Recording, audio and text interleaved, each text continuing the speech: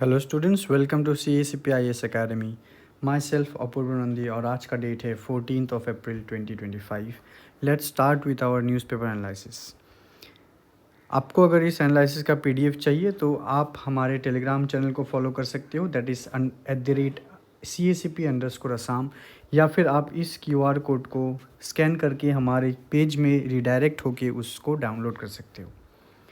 If you all are interested for the prelims possible course of us, जो कि है about the prelims APCCC prelims 2025, that is related to the classes that we will be conducting capsule classes, मतलब ये आपको recorded format में मिलेगा। उसके साथ लाइव क्लासेस में आपको MCQ डिस्कशंस टेस्ट सीरीज़ आपको दिया जाएगा जो कि हमारे ऐप में होगा।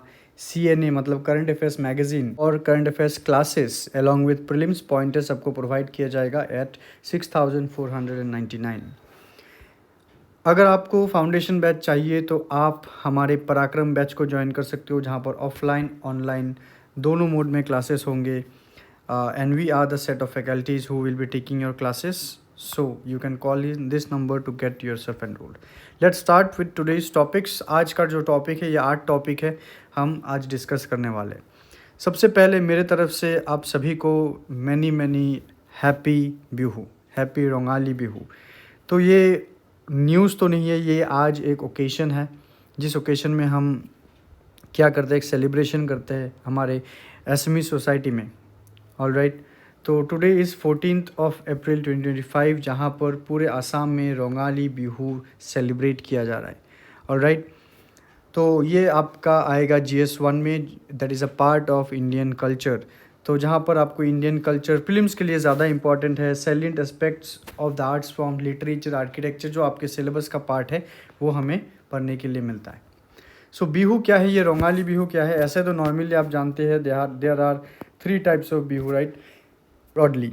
जैसे कि ये है हमारा रोंगाली बिहू, या फिर बोहागी बिहू भी हम उसको बोलते हैं, बोहागी या फिर रोंगाली बिहू। उसके बाद आएगा the Kongali Bihu, Kongali Bihu, and last में आता है, ईयर के लास्ट में, वो है Bohagi Bihu, right. So this 3 Bihu they are associated with what, associated with agriculture, right? The first one is what, it is your spring or the sowing season. Kongali bihu, it is what, when there is the warehouses of the families, they have to be replenished, they're empty now. So the word kongal means poor, nothing has been left with you. So it is also the season, kongali is also the season of ripening of the rice, ripening of the paddy. All right, and last Bohag Bihu is the harvest season. So Kongali is the ripening season and Bohagi is the harvesting season. All right, so यहाँ पर रोंगाली, कोंगाली और भोगाली बिहू हम देखते हैं। Bhogali, okay, ये भोगाली नहीं, Bhogali, its one is Bhogali, Kongali और Bhogali Bihu, which reflects the rich agrarian culture of Assam. Alright, तो बिहू हम सेलिब्रेट कैसे करते हैं, कुछ कल्चरल एलिमेंट्स जैसे है। देखिए, it is nothing to be discuss now, because जो आप सुन रहे, you all are more known to this, right? You all are part of this culture, you all are part of this society only. So bihu dance, bihu geet, dhol, that is the drum. Pepa is what, it is a horn pipe made up out of the buffalo horn. Tal or gogona are used in this kind of festivals in your Rongali bihu. Traditional days, women के लिए मेखला चादर और men के लिए dhoti and gamusa are the traditional day dress. So यहाँ पर एक और चीज़ जो आप याद कर सकते हो कि in this Rongali Bihu there are 7 days of Bihu. We consider Rongali Bihu can also be classified as 7 Bihus. जैसे कि फर्स्ट है आपका गोरू बिहू, देन मानू बिहू, गोसाई बिहू, कुटुम बिहू, जियोरी बिहू, नांगोल बिहू और सेरा बिहू। सो आप याद रखिए, ये कभी कभी एग्ज़ाम में आ सकता है कि गोरू बिहू, मानू बिहू, गोसाई बिहू, कुटुम बिहू, जियोरी बिहू, नांगोल बिहू और Sera Bihu. Alright, so let's start with the next discussion, that is about Ambedkar Jayanti. That is today is 14th of April. 14th of April is the birth anniversary of Baba Saheb Dr. Bhimrao Ambedkar. तो जो discussion है आज, it is about Ambedkar ji. तो अंबेडकर जी के जन्म जयंती के उपलक्ष्य में हम थोड़ा सा उनके बारे में डिस्कस कर लेते हैं। जैसे कि first of all what it is कि doctor Ambedkar what was his role, उनको किसके लिए आप जानते हो कि he was the chairman of the drafting committee of the Constituent Assembly. Now, what is this Constituent Assembly? It is the assembly through which drafting was to be done of the Constitution of India. Constitution of India. And popularly, he is known as the father of the Indian Constitution.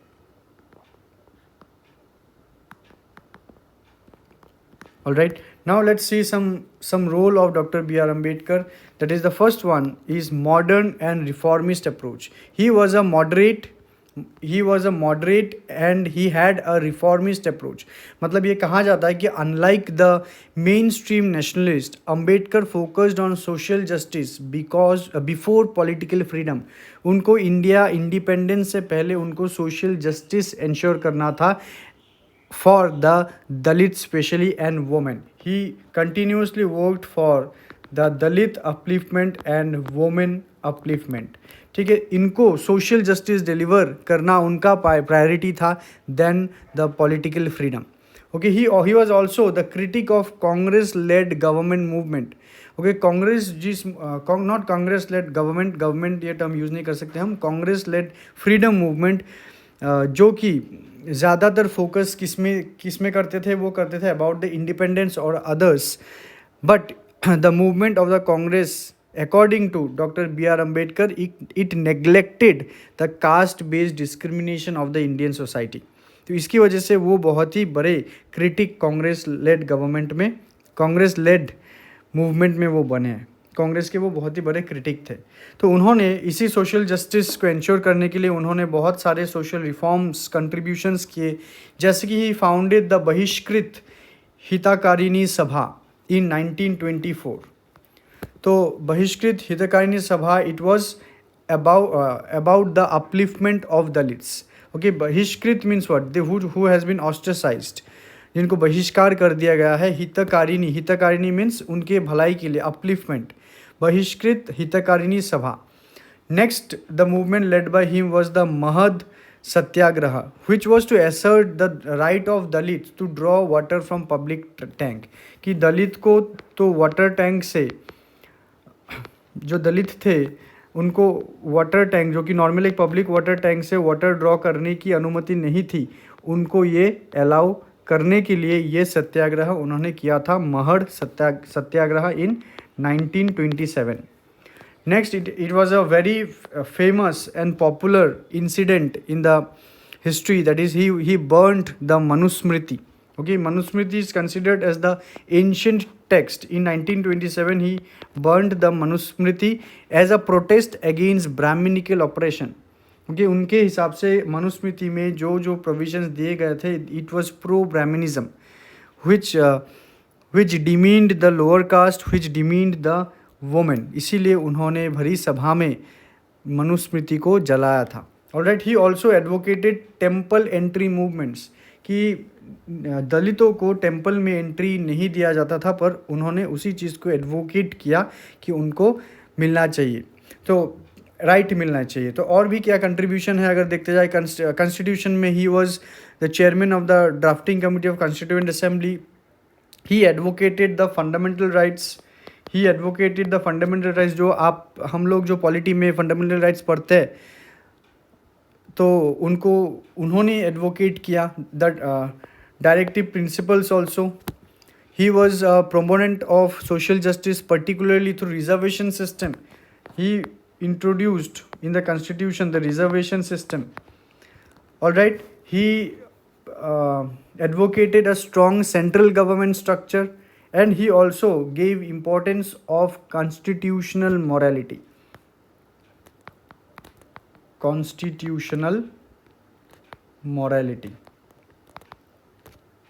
इस word का मतलब क्या है? Constitutional morality का मतलब है कि strongly जो कॉन्स्टिट्यूशन के जो कोर प्रिंसिपल्स है या फिर वैल्यूज़ है, उसके हिसाब से कंट्री को चलना, is known as constitutional morality. ठीक है, बाबा साहेब अम्बेडकर के बारे में अगर बोलने के लिए तो एक अलग से ही सीरीज़ बनाना चाहिए, पर आज जो कि उनकी जन्म जयंती है तो इसके वजह से हमने थोड़ा बहुत उनके बारे में डिस्कस किया है। मैं नहीं बोलता we have discussed all the things, but it is a kind of a tribute from our side in this Ambedkar Jayanti कि हमें उनके बारे में पढ़ना चाहिए। So he was a social reformer.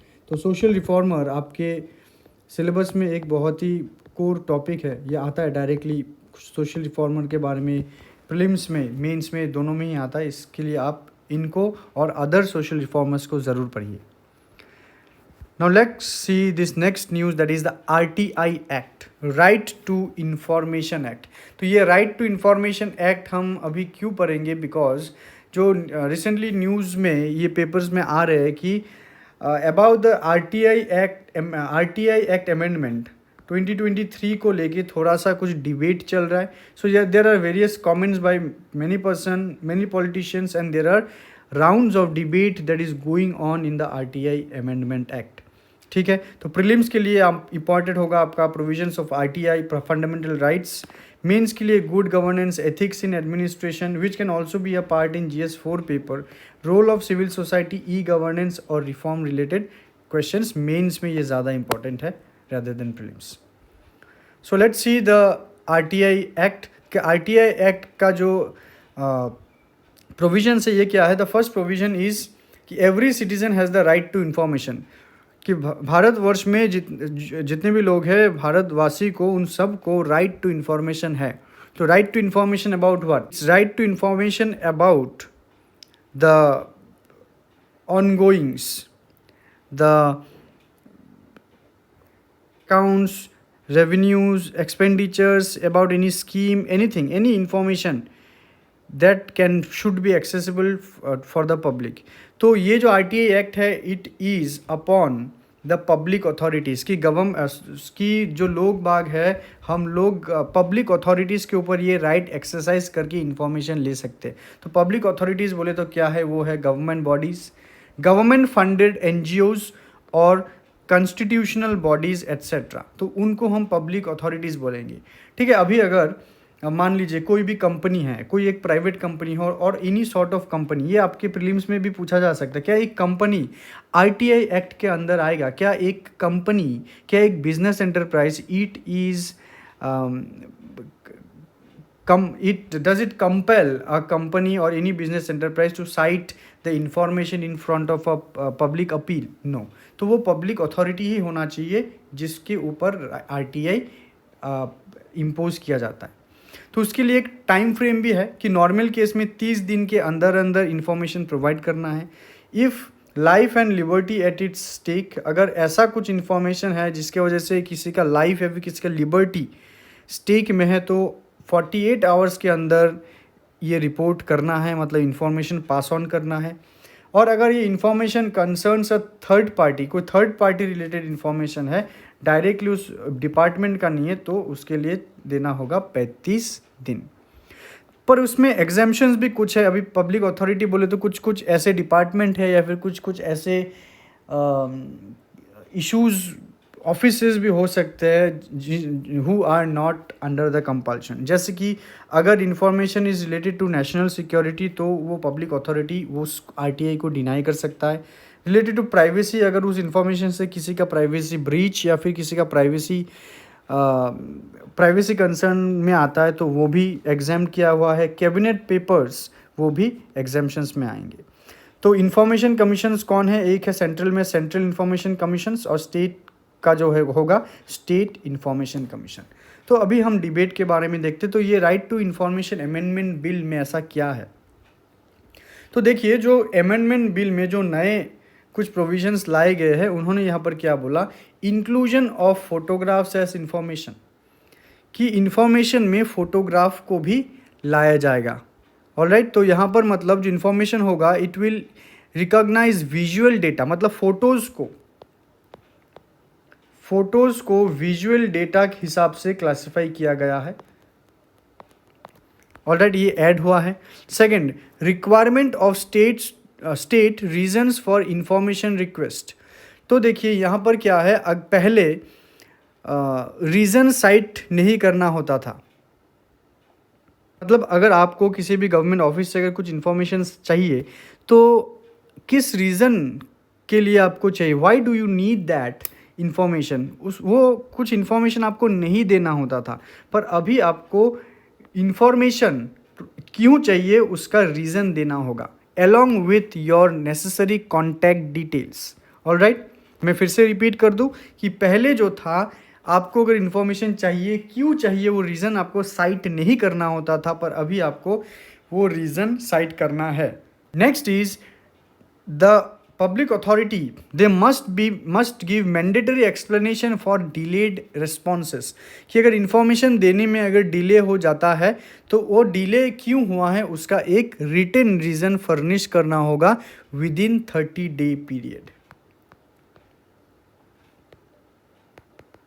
All right, with in 30-day period. Now let's सी कि ये debate कहाँ पर आता है। ये डिबेट आता है about the DPDP act, digital personal data protection act 2023। मतलब देखिए अगर यहाँ पर फोटोज़ को एज अ विजुअल डेटा बोला जाए और RTI में फ़ोटोग्राफ्स को इंक्लूड किया जा रहा है, तो अगर आपको चाहिए अगर कुछ information which may include photograph तो आपको फोटोग्राफ मिलेगा, पर वहाँ पर DPDP एक्ट जो है वहाँ पर पर्सनल इन्फॉर्मेशन जो है, पर्सनल इन्फॉर्मेशन को लेकर थोड़ा सा कुछ यहाँ पर डिबेट है। देखिए the first provision was personal information could be disclosed if it related to public activity or interest unless it caused unwarranted invasion of privacy। मतलब प्राइवेट पर्सनल इंफॉर्मेशन को तभी डिस्क्लोज किया जाएगा जब ये अगर कोई पब्लिक एक्टिविटी के लिए चाहिए, लोगों के इंटरेस्ट्स के लिए चाहिए, unless and until it is unwarranted इन्वेशन of privacy. अगर किसी का प्राइवेसी ब्रीच होता है तो वो पब्लिश नहीं होगा। एमेंडेड प्रोविजन क्या कहता है, the clause now broadly exempt personal information from disclosure removing the public interest consideration. मतलब यहाँ पर DPDP एक्ट जो है वहाँ पर इस एमेंडेड प्रोविजन की वजह से तो यहाँ पर पर्सनल इन्फॉर्मेशन डिस्क्लोज किया ही नहीं जा सकता, whatever the reason it is. ठीक है, the clause has now broadly exempt personal information, चाहिए वो आपका इन्फॉर्मेशन हो या फिर चाहिए वो आप फोटोग्राफ्स हो, किसी भी तरह के फोटोग्राफ्स हो, उसको डिस्क्लोज नहीं किया जा सकता। यहाँ पर देखिए यहाँ पर इसको क्या कर रहा है, जो RTI का जो फोटोग्राफ इस्तेमाल करने वाला जो प्रोविज़न है उसको ये अपोजिट हो रहा है। ये कि यहाँ पर RTI बोल रहा है कि photo will be the part of data, visual data, पर DPDP एक्ट बोल रहा है कोई भी पर्सनल इन्फॉर्मेशन डिस्क्लोज नहीं किया जा सकता। ऑलराइट, तो इसको लेके क्या है, इसको लेके कुछ जो डिबेट है, जो क्रिटिसिज्म है कि कुछ सिविल सोसाइटी ग्रुप या फिर इन लोग ये बोल रहे हैं कि ये ट्रांसपेरेंसी और पब्लिक ऑफिशियल्स को शील्ड करेगा फ्रॉम अकाउंटेबिलिटी। DPDP एक्ट के अंदर जब RTI फर्निश होगा तो ये तो फर्निश नहीं होगा ना, ये कोई भी पर्सनल इन्फॉर्मेशन को फर्निश नहीं होने देगा, whatever the reason is, whatever the public interest it is. तो यही सिविल सोसाइटीज़ ग्रुप के या फिर पॉलिटिशियंस के ऑपोजिशंस का यही मानना है कि ये जो राइट टू इन्फॉर्मेशन है इसको वो डाइल्यूट करेगा। ऑलराइट, तो आप भी इस न्यूज़ को, आर्टिकल को अच्छे तरह से पढ़ो और आप ही अपना जो डिसीजन है, जजमेंट है, वो आप भी बोलिए। तो गवर्नमेंट ने भी यहाँ पर जस्टिफिकेशन क्या दिया है, द गवर्नमेंट ने बोला है कि the amendment aims to strengthen individual privacy and prevent misuse of personal data, aligning the Supreme Court's recognition of privacy as a fundamental right. कि गवर्नमेंट ने ये RTI के अंदर ये एक्ट में ये क्यों किया, क्योंकि उन्होंने जो पर्सनल डेटा है, उस प्राइवेसी राइट है, उसको स्ट्रेंथन करने के लिए ये किया गया है, ना कि कोई पर्सनल डेटा को मिसयूज़ करे उसके वजह से किया गया है। ऑलराइट, तो दोनों का ही पार्ट ठीक है। तो इसमें हमें अगर कुछ बोलना है तो हम इसमें क्या बोलेंगे, बैलेंस्ड एक रखेंगे। अगर मान लीजिए कि मेंस में क्वेश्चन आए क्या आप RTI एक्ट जो है ये डिमीन नहीं, ये डाइल्यूट कर देगा, DPDP एक्ट 2023 जो है ये RTI एक्ट को डाइल्यूट करेगा, इसमें कमेंट दीजिए। तो आप हाँ या ना नहीं बोल सकते, आपको दोनों ही पक्ष के बात आपको लिखना है, आपको गवर्नमेंट के जस्टिफिकेशन भी लिखने हैं, सिविल सोसाइटीज़ ग्रुप या फिर अपोजिशंस ने क्या क्रिटिसाइज़ किया है वो भी आपको लिखना है और एक मिडिल पाथ आंसर आपको देना है। Alright, now let's see about digital literacy. तो डिजिटल लिटरेसी में हम अभी क्या देखेंगे, यहाँ पर देखिए न्यूज़ क्या है, Kerala becomes the first state to achieve total digital literacy rate. Okay हम ऐसे क्या जानते हैं कि Kerala has the highest literacy rate, 100% literacy rate. तो केरला ने अभी क्लेम किया है ये इंडिया का फर्स्ट स्टेट है जिसने टोटल डिजिटल लिटरेसी रेट भी अचीव किया है. Alright, so what is digital literacy? Digital literacy का मतलब है जिन लोगों के बीच बेसिक डिजिटल स्किल्स आता है, जैसे कि स्मार्टफोन यूज़ करना, गवर्नमेंट सर्विसेज ऑनलाइन यूज़ करना और बेसिक साइबर सिक्योरिटी अवेयरनेस अगर लोगों के पास है तो वो डिजिटल लिटरेसी रेट है.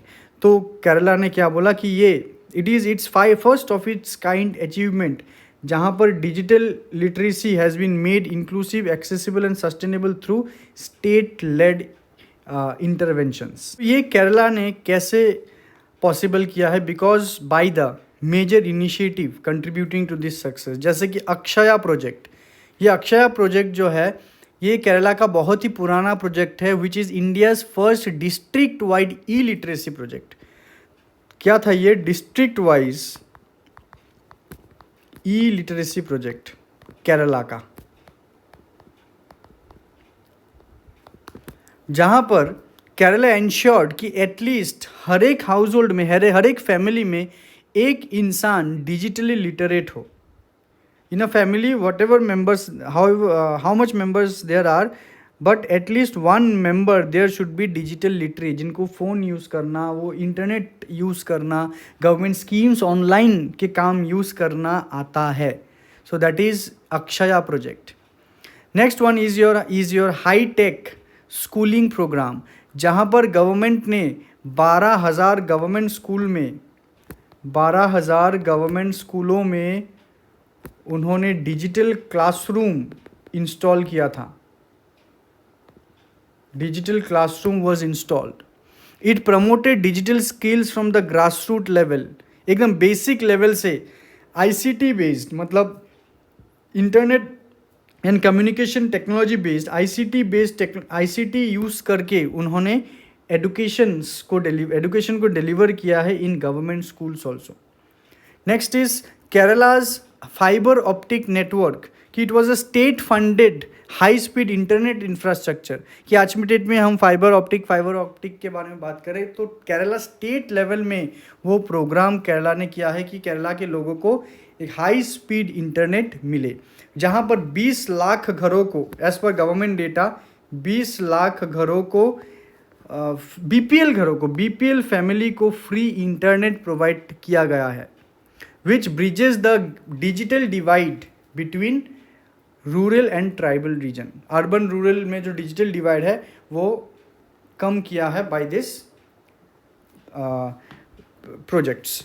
And also last one is digital literacy campaign, which actually done as a massive training program in collaboration with collaboration with NGOs, which specially focused on elderly women and differently abled.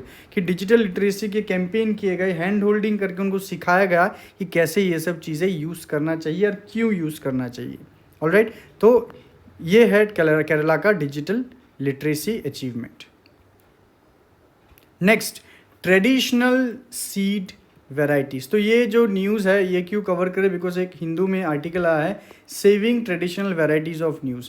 ये agriculture में, GS3 में agriculture में बहुत ही ज़्यादा important है. ये सब चीज़ें आप अच्छे से पढ़िएगा, ये UPSC के लिए भी बहुत ही इम्पॉर्टेंट बनता है. So traditional variety of seeds क्या है? देखिए कि ये traditional seed varieties are heirloom seeds. Heirloom seed का मतलब क्या होता है? हायरलूम सीड होता है, हायरलूम वर्ड का मतलब होता है कि something which has been passed on from families. कि घरों में ये किया जाता था, हमारे घरों में ये किया जाता था, हम भी ये करते हैं, आने वाले जनरेशन भी ये करते हैं. तो जनरेशन वाइज जनरेशन कोई एक चीज़ अगर कर रहा है उसको हायरलूम बोला जाता है. तो हायरलूम सीड्स कल्टीवेशन मतलब जो बीज है एग्रीकल्चर का, ये बीज का जो कल्टीवेशन है ये घर का उत्पादन है. ऑलराइट, कि घर में ये वो सीड्स जो है उनको प्रोड्यूस और प्रिजर्व किया जाता था, वही कल्चर को आगे बढ़ाना, वही है traditional seed. Cultivated and preserved by farmers over generation. These seeds are typically indigenous to a region, कि जो फसल है उस रीजन का इंडिजीनियस है. Open pollinated and can be saved and replanted, कि ओपन पॉलिनेटेड है बाय द पॉलिनेटर्स और जिसको सेव और रिप्लांट किया जा सकता है, adapted to local climatic ecological and soil conditions. ठीक है, जो ये सीड्स है, जो फसल होगा वो लोकल क्लाइमेटिक एडाप्टेबिलिटी उसको है, सॉइल उस लोकल सॉइल में वो ज़्यादा अच्छा उगेगा और इकोलॉजिकल कंडीशंस वहाँ का फिट है उसके लिए। तो इम्पॉर्टेंस क्या है ट्रेडिशनल सीड वेराइटीज़ के लिए, क्यों ये ट्रेडिशनल वीट सीड वेराइटी क्यों चाहिए? Because of climate resilience agriculture. मतलब क्या है इसका? क्लाइमेटिक रेजिलियंस एग्रीकल्चर का मतलब कि ट्रेडिशनल सीड्स जो है ना, वो ड्रॉट्स, फ्लड्स या फिर पेस्ट से ये माना जाता है वो ज़्यादा टॉलरेंट है then the HYV seeds. They are more tolerant. क्यों? क्योंकि वो लोकल एरिया के उस सीड में वो इन्फॉर्मेशन इंटैक्ट है कि कैसे क्या होना है। So it is a kind of natural technology कि ड्रॉट्स हो, फ्लड हो, पेस्ट हो या फिर कोई अदर एनवायरमेंटल स्ट्रेस हो, हाइब्रिड सीड या फिर GM जेनेटिकली मॉडिफाइड सीड से ट्रेडिशनल सीड्स वो ज़्यादा स्ट्रॉन्ग है, आप बोल सकते हो। नेक्स्ट इज बायोडाइवर्सिटी कंजर्वेशन में भी ये मदद करेगा कि each variety contributes to agro biodiversity, है कि नहीं है कि ईच मतलब हर एक फसल ये एग्रो डाइवर्सिटी का के रिलेटेड है। It contributes to agro diversity which acts as a buffer against large scale crop failures. कि अगर जो गवर्नमेंट का जो लार्ज स्केल प्रोडक्शन है बाय द फार्मर्स, अगर वो कभी किसी कारण अगर फेल हो जाए तो ये ट्रेडिशनल सीड से जो उगाया गया जो फसल है, खेती है, उसमें लोग रिलाई कर पाएंगे। बहुत ज़्यादा नहीं, फिर भी लोग रिलाई कर पाएंगे। और सस्टेनेबल फार्मिंग, क्योंकि जो ये ट्रेडिशनल सीड्स हैं ना ही वो सिंथेटिक या फिर केमिकल फर्टिलाइजर्स के ऊपर डिपेंडेंट है, ना ही इंसेक्टिसाइड, ना ही पेस्टिसाइड्स, तो एकदम ऑर्गेनिक और नेचुरल तरीके से वो उगता है। नेक्स्ट और बेनिफिट क्या है? Nutrition and food security. अगर traditional seeds it is considered to be the most nutrition rich which will help in food security. जैसे कि आपका मिलेट्स हो जाए, मिलेट्स बोलिए, देन पल्सेस, नेटिव पल्सेस और कुछ राइस वेराइटीज़। ऑलराइट, तो it is rich in nutrition and will ensure food security. Next is seed sovereignty. Seed sovereignty का मतलब क्या है? सोवरेनिटी का मतलब है ये हमारा है। तो farmers who have saved their own seeds they will be less dependent on agri corporations. की जो फार्मर्स है वो कंपनीज के ऊपर ज़्यादा डिपेंडेंट नहीं रहेंगे, वो अपना सीड खुद कल्टीवेट करके अपना क्रॉप वो खुद उगाएंगे। उसके साथ last is cost effective cultivation, कि अगर फार्मर्स को ना ही इंसेक्टिसाइड की ज़रूरत है, ना ही बहुत ही कॉस्टली फर्टिलाइजर्स की ज़रूरत है और जर्मिनेशन रेट हाई है, तो obviously that will be a cost effective cultivation. तो कुछ थ्रेट्स क्या है, जैसे कि ग्रीन रिवॉल्यूशन लीगेसी, कि आज के डेट में इंडिया को अगर फीड करना है, so we are driven by the green revolution by HYV seeds. तो HYV सीड्स का अगर मार्केट है तो ट्रेडिशनल सीड्स शायद ये लुप्त हो जाए। कॉरपोरेट सीड मोनोपोली, कुछ कॉरपोरेट्स है जिन्होंने क्रॉप सीड्स को ही उन्होंने मोनोपोली बना लिया by securing patent upon certain varieties of crops. Rice हो, पल्सेस हो, कुछ राइसेस में या फिर आलू में क्या किया है कंपनी ने, उसमें पेटेंट अप्लाई करके उनको पेटेंट भी मिला है। तो ऑटोमेटिकली जो ट्रेडिशनल फार्मर्स है they can not go for making those seeds, क्योंकि वो उसमें बिजनेस कर ही नहीं पाएंगे। इरोशन ऑफ ट्रेडिशनल नॉलेज, तो अगर ये जो ट्रेडिशनल नॉलेज है जनरेशन आफ्टर जनरेशन अगर ये प्रैक्टिस में ना रहे तो ऑटोमेटिकली ये नॉलेज क्या हो जाएगा, ये इरोट हो जाएगा। एंड पॉलिसी नेग्लेक्ट, अगर गवर्नमेंट ने ऐसा कोई भी पॉलिसीज़ अगर उन्होंने नहीं लॉन्च किया है, अगर वो नहीं करते हैं, तो ट्रेडिशनल सीड्स जो है वो लुप्त हो जाने के चांसेस बहुत ज़्यादा है। तो गवर्नमेंट ने क्या एफर्ट्स लिया है, जैसे कि कम्युनिटी लेड सीड बैंक्स बनाए। सीड बैंक्स क्या है? Seed banks they are actually the rural collectives, मतलब NGOs है, रूरल्स ये विलेजेस है जिनको क्लासीफाई कर दिया जाता है और उनको बोला जाता है कि आप लोग सिर्फ और सिर्फ सीड्स प्रोड्यूस करोगे, तो वो हो गया आपका community seed banks. Next is farmer led movements. Farmer led movement जैसे कि है कुछ एग्जांपल, जैसे Navdanya movement, Deccan development society या फिर ग्रीन फाउंडेशन जैसे कुछ NGOs है, उन्होंने इसी सीड फ्रीडम को, मतलब फार्मर्स को ये राइट दिया जाए, फार्मर्स अपने सीड उगाएंगे। पेटेंट के अगेंस्ट में भी बहुत ज़्यादा मूवमेंट्स हुए हैं, तो जो ट्रेडिशनल सीड्स को कंजर्व करने का एक एफर्ट था। And last documentation and registration. कुछ कुछ ऑर्गेनाइजेशंस है जिन्होंने एडवोकेट किया है कि ट्रेडिशनल नॉलेज डिजिटल लाइब्रेरी बनाना चाहिए, और है भी। देन और एक है पीपल्स बायोडाइवर्सिटी रजिस्टर्स, जो भी ये ट्रेडिशनल सीड्स रजिस्ट्रेशन में ये काम करेंगे। और गवर्नमेंट और लीगल फ्रेमवर्क भी कुछ कुछ है which helps in this traditional seed varieties. Alright, next is recession. तो ये रिसेशन वाला न्यूज़ आज क्यों डिस्कस करें, अगेन वही हमारा बहुत ही popular Trump and tariff related जो न्यूज़ हम डिस्कस करते आ रहे हैं बहुत दिनों से, वही हम देखेंगे कि आज एक न्यूज़पेपर में आर्टिकल आया है कि ट्रम्प और उनका टैरिफ क्या वो ग्लोबल रिसेशन लाएगा, वही हम डिस्कस करेंगे। Let's see, first of all let's discuss what is recession. अगर आप इकोनॉमिक साइकिल देखते हो तो इकोनॉमिक साइकिल में एक फेज़ है एक्सपांशन, एक फेज़ है बूम, एक फेज़ है रिसेशन, एक डिप्रेशन और एक रिकवरी। तो ये जो ऊपर जाने वाला फेज़ है इसको कहते हैं एक्सपांशन, ये जो टॉप मोस्ट पोजीशन है इसको कहते हैं हम बूम, ये जो नीचे जाने वाले फेज़ है उसको हम कहते हैं रिसेशन, ये हो गया डिप्रेशन और ये हो गया आपका रिकवरी। रिसेशन में क्या होता है, रिसेशन में जो जीडीपी है कंट्री का या फिर वर्ल्ड का जो भी बोलिए, जीडीपी डिक्लाइन होता है बिकॉज जो ग्रोथ रेट है वो ग्रोथ रेट नेगेटिव में जाता है। ऑलराइट, जहाँ पर आपको लोगों के इनकम कम देखने को मिलेगा, डिमांड जहाँ पर फॉल होगा। ऑलराइट, तो ये जो अगर होता है कंटिन्यूसली फॉर 2 क्वार्टर्स और मोर, 6 महीने से अगर किसी भी कंट्री का अगर जीडीपी डाउन होता जाए तो उसको हम टेक्निकली रिसेशन कहेंगे। तो न्यूज़ कॉन्टेक्स्ट क्या है कि डोनाल्ड ट्रंप उन्होंने 2 अप्रैल को लिबरेशन डे घोषित किया था। तो उन्होंने कहा था कि 10% baseline tariff on all import होगा और डिफरेंट कंट्रीज़ में डिफरेंट टैरिफ रेट्स एप्लीकेबल होंगे, और चाइना के ऊपर सबसे हाईएस्ट टैरिफ लगाया गया दैट इज़ 145%। आप यहाँ पर ये चार्ट देखिए कि US tariff as of April 9, 2025 India के ऊपर 27%, चाइना के ऊपर 145%, बाकी Canada Mexico 25, Vietnam 46 and South Korea 26। जो भी ज़्यादा है फिर भी कम है, चाइना के साथ एकदम बहुत ज़्यादा है। रिसेंटली चाइना ने भी रिटेलिएट करके 125% कर दिया। पहले ही ऐसा था। इसको टैरिफ वार क्यों बोला जाता है, इसको टैरिफ वार यूँ बोला जाता है क्योंकि पहले यूएस ने चाइना के ऊपर लगाया 125%, फिर चाइना ने इसको रिटेलिएट करके लगाया 85%, अभी यूएस ने इसको बढ़ाकर कर दिया 145% और चाइना ने इसको कर दिया 125%।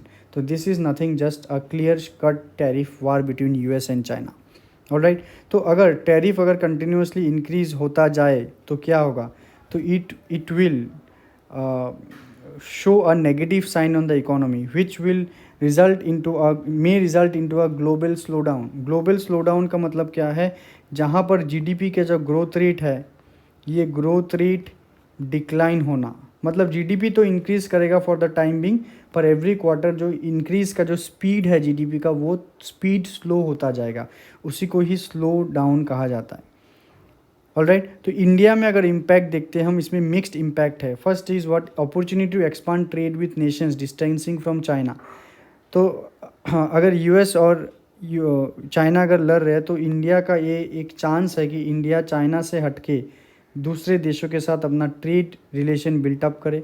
Risk from global slowdown, global slowdown अगर होता है तो इसमें इंडिया का डिमांड भी, इंडियाज़ एक्सपोर्ट डिमांड भी कम होगा, क्योंकि ग्लोबल अगर बहुत ज़्यादा कॉस्टली यूएस में गुड्स हो जाएगा due to this import duty, तो लोग बाग क्या करेंगे, इंपोर्टेड गुड्स, चाइनीज़ गुड्स हो, इंडियन गुड्स हो, वो नहीं खरीदेंगे, तो वो यूएस के गुड्स ज़्यादा खरीदेंगे क्योंकि यूएस के गुड्स के ऊपर इंपोर्ट ड्यूटी तो नहीं लगेगा। इसके वजह से जो इंपोर्टेड गुड्स है यूएस के लिए, मतलब इंडिया अगर भेजता है, चाइना अगर भेजता है, तो that will lead to decrease in demand, that is global slowdown. ठीक है, तो उसी ग्लोबल स्लोडाउन की वजह से इंडिया भी इफ़ेक्ट हो सकता है। Next, increase in oil price, अगर इस स्लोडाउन की वजह से अगर ऑयल प्राइस इंक्रीज हो जाए तो इंडिया में क्या आएगा, इम्पोर्टेड इन्फ्लेशन, कि यूएस और चाइना की लड़ाई में इंडिया में भी इन्फ्लेशन आने के चांसेस है, और इंडिया में अगर हाई इन्फ्लेशन हो जाए तो यहाँ पर हमें हमारा फिनेंशियल मार्केट भी नीचे की तरफ जाने को दिखेगा। Alright, so investment climate affected, FDA में बी कॉशस, कि जो फिक्स्ड एफडीए है इसके साथ FII है, FII ज़रूर मूव आउट करेगा। ऑलराइट, सो हम कह सकते हैं कि हाँ, कि जो ये टैरिफ वार जो चल रहा है, दिस मे लीड टू, मेरे हिसाब से it may lead to a global recession. शायद ना हो, शायद कंट्रीज़ आपस में बात करके ये सब ठीक कर देंगे। आई एम वेरी होपफुल कि नहीं हो सकता, बट टेक्निकली अगर देखा जाए तो ग्लोबल रिसेशन इसी की वजह से होता है। तो अगर आप ये वाला चार्ट देखिए, यहाँ पर एक्सपोर्ट और इंपोर्ट आपको देखने को मिलेगा। अब किसके साथ यूएस का क्या है, यहाँ पर इंडिया का देखिए, इंडिया यूएस का है, हाँ, तो मतलब यहाँ पर इंडिया का 47 एक्सपोर्ट है, मतलब इंडिया में भेजा जाता है, ये इंडिया में कम भेजा जाता है, कम एक्सपोर्ट है, और इंडिया से इंपोर्ट ज़्यादा है। ऑलराइट, इंडिया से 91 अगर इंपोर्ट करता है, 91 बिलियन डॉलर, इंडिया को एक्सपोर्ट करता है 47 बिलियन डॉलर। तो US have a trade deficit with India, और देखते हो तो आप हर एक कंट्री के साथ यहाँ पर ट्रेड डेफिसिट है, और सबसे ज़्यादा ट्रेड डेफिसिट यूएस का चाइना के साथ है। सिर्फ और सिर्फ यहाँ पर यूके देखने को मिलेगा जिसके साथ ट्रेड सरप्लस है यूएस का। ठीक है, तो ट्रेड डेफिसिट या ट्रेड सरप्लस, मतलब अगर हम ट्रेड बैलेंस बोले तो ये क्या है, एक्सपोर्ट माइनस इंपोर्ट। तो अगर एक्सपोर्ट ज़्यादा है, इंपोर्ट कम है, तो वो होता है आपका ट्रेड सरप्लस। अगर एक्सपोर्ट कम है और इंपोर्ट ज़्यादा है तो वो है trade deficit. Alright, so this is some basic. The next news is AI's Ghibli and copyright law. I am very sure, और मुझे कॉपीराइट कमेंट में बोलिए कि ये किन किन लोगों ने स्टूडियो घिबली आर्ट आप लोगों ने चैट GPT में बनाया है। तो ये जो डिस्कशन है, क्या AI चैट GPT जो ये घिबली आर्ट बनाकर दे रहा है हमें, क्या वो कॉपीराइट लॉ को वायलेट करता है, यही डिस्कशन है कि is open AI studio Ghibli style AI image generator undermining copyright law. वही हम डिस्कस करेंगे कि AI's Ghibli and copyright law.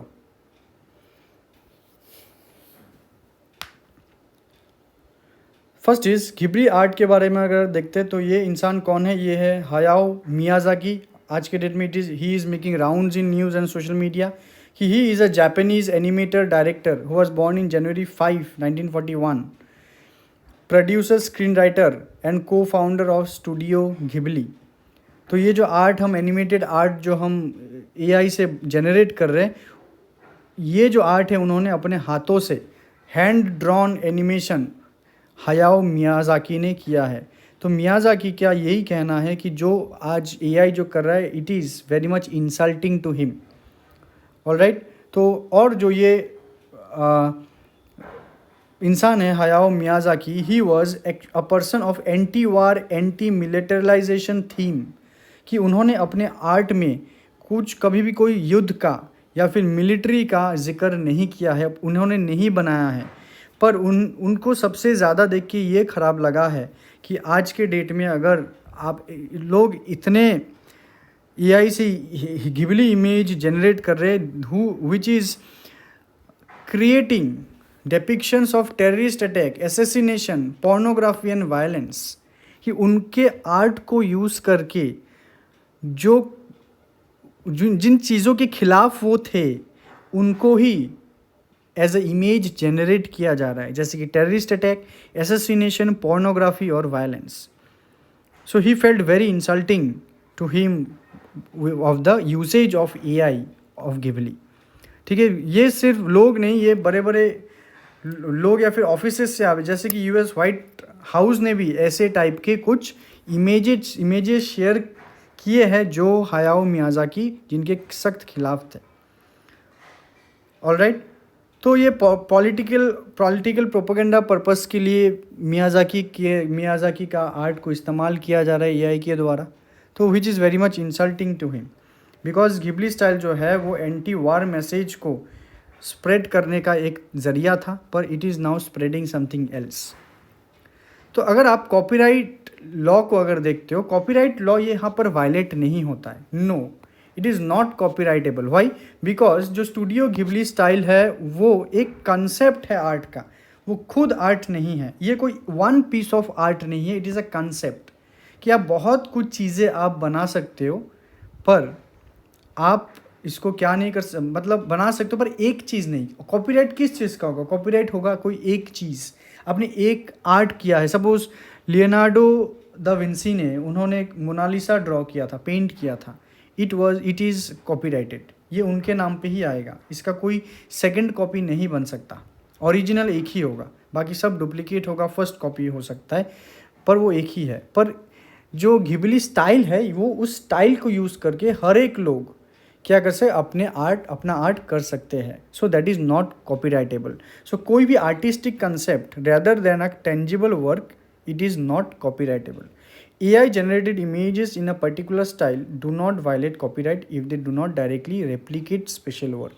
कि अगर AI एग्जैक्टली किसी एक आर्ट को रेप्लिकेट कर रहा है तो वो वायलेट करेगा, पर एक कंसेप्ट को यूज़ करके वो अलग अलग चीज़ बना रहा है तो उसमें कॉपीराइट एक्ट वायलेट नहीं होता है। सो अल्टीमेटली हमें यही देखना था कि ये वायलेट होता है कि नहीं होता है। नहीं होता है आंसर।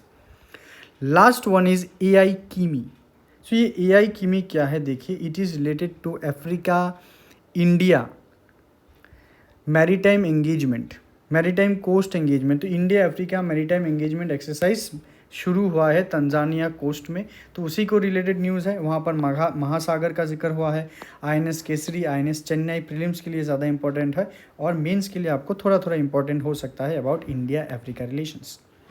सो ये है आपका न्यूज़, यहाँ पर आप देख सकते हो कि आई की मी का फुल फॉर्म होगा इंडिया अफ्रीका की मैरीटाइम एंगेजमेंट, जहाँ पर इंडिया और अफ्रीकन नेशंस जैसे कि Comoros, Djibouti, Eritrea, Kenya, Madagascar, Mauritius, Mozambique, Seychelles, South Africa और तंजानिया जैसे कंट्रीज़ के बीच ये एक्सरसाइज होने वाला है।